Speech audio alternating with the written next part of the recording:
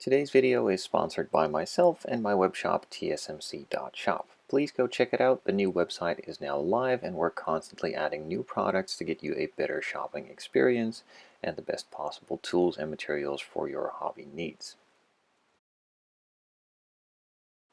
This build was made possible thanks to Kitbox and PZY Model. They've sent me this kit free of charge to share with you guys and to see what their kits are like, and also to show you, of course, how it is built up.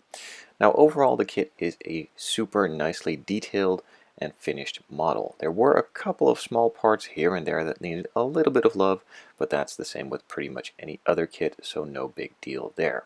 One of the panels for the rear window, that is one to fill it in instead of using the glass one, did not really fit quite as well as I'd liked, so there was a small amount of adjustment needed here and there. Some edges needed to be sanded and filed down a little bit more to fit into place perfectly.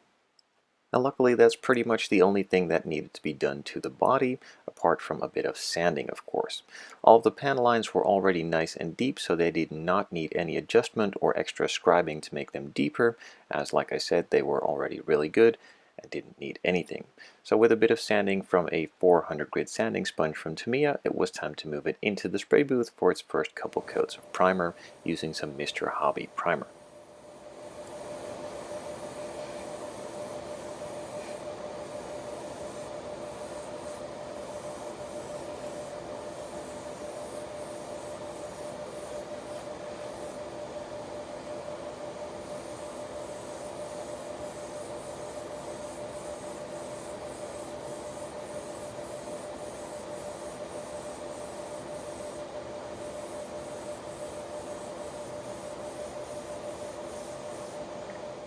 Now after applying the primer and going through the instructions of the kit a little bit more, it seems that there are two versions of this kit to be built. Well, I already knew this. One is a Red Bull livery and the other one is the one that I'm going to be doing, and I'm not going to pronounce the name, but it's the anime version. And specifically for that anime version, the rear third brake light was not in that specific version of the car, so that needs to be filled in. Now I didn't notice this before primer, so I had to remove the primer, then also scuff it up a little bit and scratch it up with a hobby knife for the putty to stick to it. The putty that I'm using is a UV curing putty or UV curing filler from Funcreol. I will be leaving a link in the description. Now there is something important to note though on this one. This is only suitable for resin and not to be used on plastic or metal, as it simply won't adhere or work as well. Now even more specifically, it is designed for 3D printed parts, but those are also resin, so I figured I'd give it a try on this one as the model is also resin.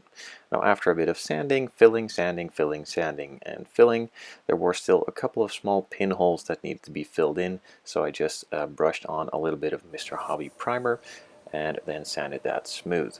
After that was completed, I could move it back into spray booth to add a little bit more primer, but then with the airbrush to give it a nice smooth finish and blend it in with the rest of the primer. With that now all blended in nice and smoothly, it was time to move on to the color. And this one is going to be painted in Mr. Hobby Metallic Black. Now for some reason it is kind of hard to find some reference pictures on this model online. Maybe I just don't really know where to search or what to search for, and therefore I wasn't really sure what color to use. Now luckily PZY Model had a model built as well, and looking at that one it was a lot more clear to me which color it needed to be, and I figured that Mr. Hobby Metallic Black looked closest to the color they used, so I went with that one.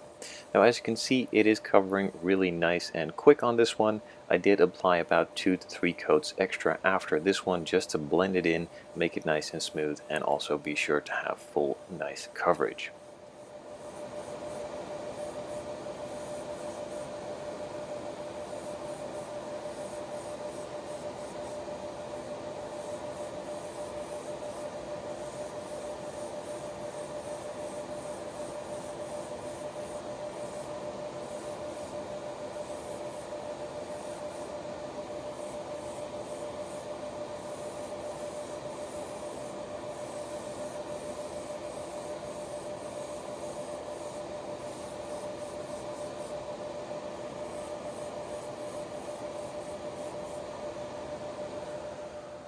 After applying all the coats of color, I let it sit and cure for a little bit, in this case a couple of weeks before moving on to the next stage, as I was busy doing other things, but letting it cure doesn't hurt. It only makes it a lot safer to handle in the future. Now on this car there are a lot of decals that need to be applied and also a lot of extra colored sections.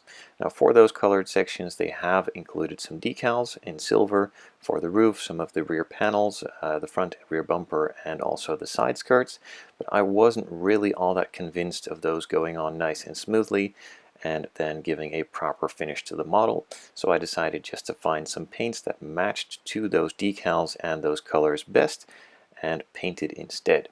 Now on those decals there are small sections that still need to be used as the decal. I will just simply cut those out really closely to the edges and apply them later on onto the painted section, and then just remove that silver section from around it, as you can see right here. I will not be masking off the entire body and painting it all at once, as that's a lot of masking and a lot of more careful masking on specific detailed areas.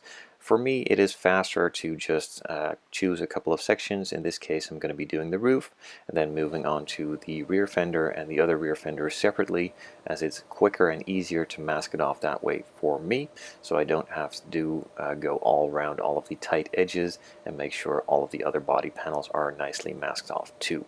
Now of course that is all up to your own preference. This is just me. It is quite a bit more wasteful on the masking tape, but then again the models are really small, so I'm still not really using all that much, and again it is just a lot more fun and easier for me to do this way. So with the roof now completed, I could move on to masking the rest, or at least one of the rear fenders, and then rinse and repeat.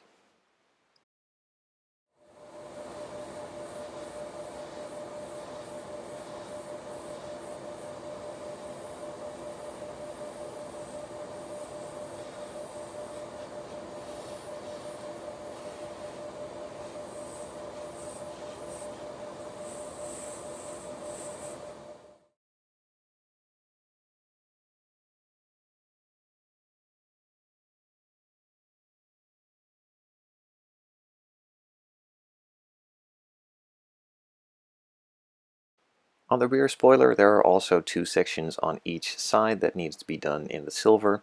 Now, of course, they included a decal, and on the edge of that decal there is also a colored decal with some purple, magenta, pinkish color.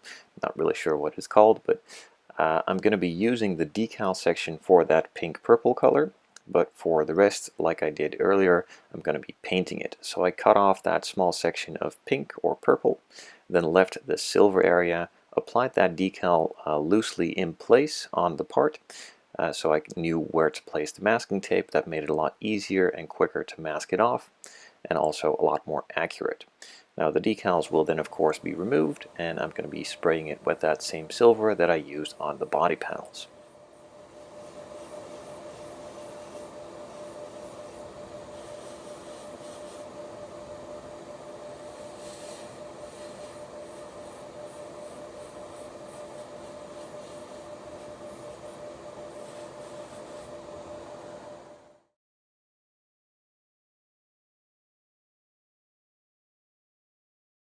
Now, as you might have seen on the instruction manual, I'm not only going to be doing the roof, there are also decals for the front, rear bumper, and side skirts that needed to be painted in a sort of bluish color. Now that one was kind of hard to match. I tried to mix some of my own, but wasn't really getting there the way that I wanted to. But luckily I had some Street Blisters Porsche Miami Blue, which was a pretty darn close match. So instead of mixing and mismatching some of my own, I figured this was the closest match I had, and easiest, and also the best one to use in this case. So it was applied in a couple of coats on the side skirt. That front section was painted silver, and then the rest in Miami Blue. With this first test piece now done, it was time to set it aside to the decal.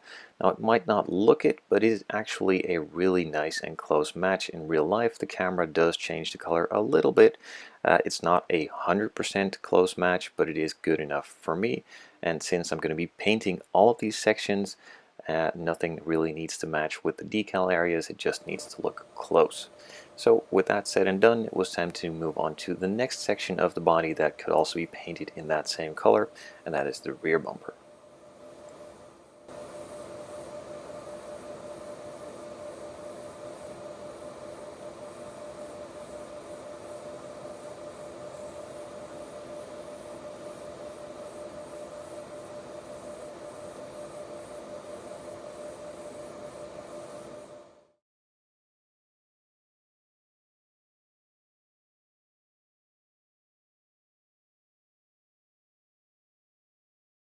The rear bumper now received a couple of coats, was unmasked and ready to go, so I could move on to the front bumper and do the same.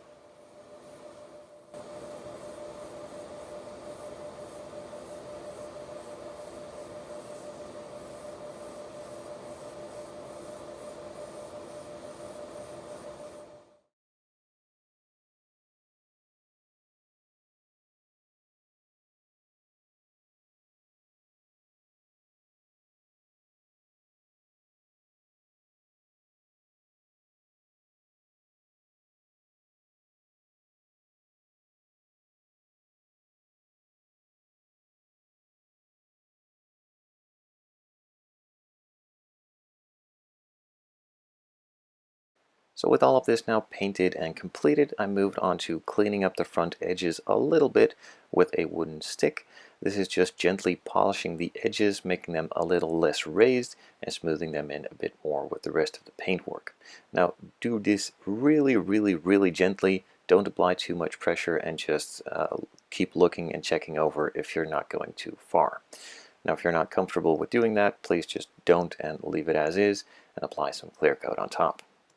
With all of the colors now applied to the body, I'm setting it aside for a bit, and in the next episode I will start on the decals.